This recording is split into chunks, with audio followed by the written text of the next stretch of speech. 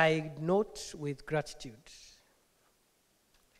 that you have not just focused on the traditional threats, but you have also looked at the emerging threats, especially so the threat posed by the cyberspace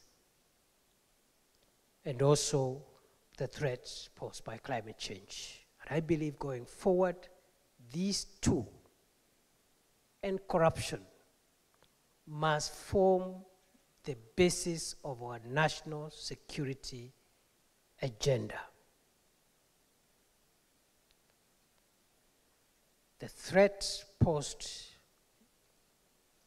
by cyber criminals, the threat posed by climate change, and the threat posed by corruption must join the other existential threats to our national security: terrorism, transnational crime, trade in narcotics, trafficking in persons, etc.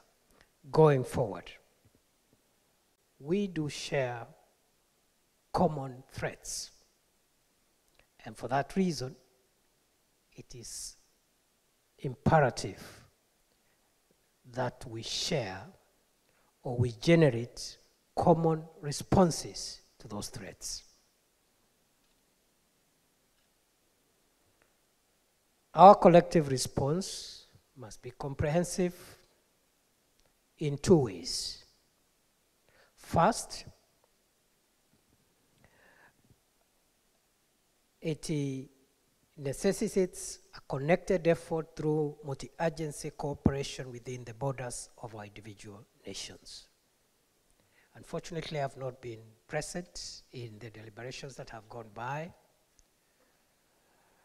but I believe through the peer sharing of experiences here, a case has been made for the need for multi-agency approaches in our national and subnational approaches to responding to the threats that we face. The days when security agencies worked in silos, separate from each other, from the police to the intelligence services to the investigation arms of government, the prosecution, those days are behind us. And going forward, in a dangerous and complicated world and region,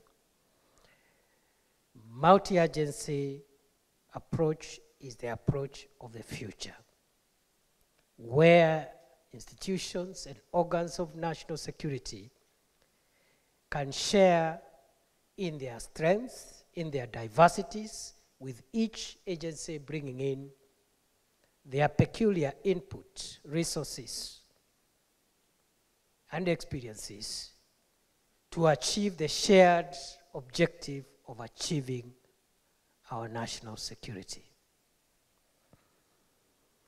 Beyond the synergy of agencies in our countries, I believe a case has also been made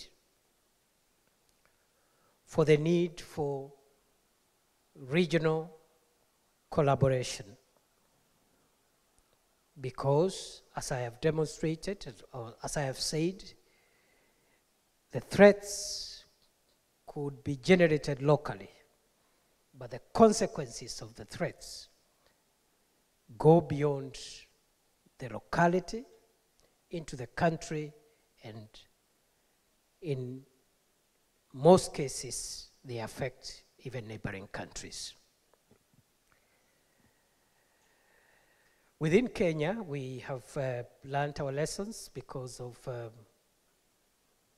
threats that we have faced, especially in the last decade, around terror. And the multi-agency approach in the last 10 years has been very successful and has helped us to seal the gaps, the loopholes that have exposed us in the past. The threat of terror and other transboundary organized crime continue to pose great threats to us, and I believe to all the countries represented here.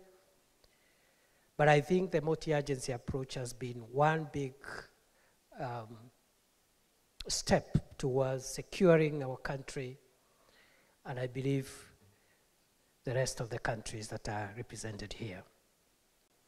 We need real-time information and data sharing as linchpins to our collective defense strategy. And the timely exchange of intelligence will enable us to stay ahead of evolving threats, facilitating a proactive rather than reactive response. And through this collaboration, we'll be able to unlock the full potential of shared resources, enabling more informed decision-making and strengthening our ability to address both current and emerging challenges. Excellencies, ladies and gentlemen, I do hope the recommendations that have been made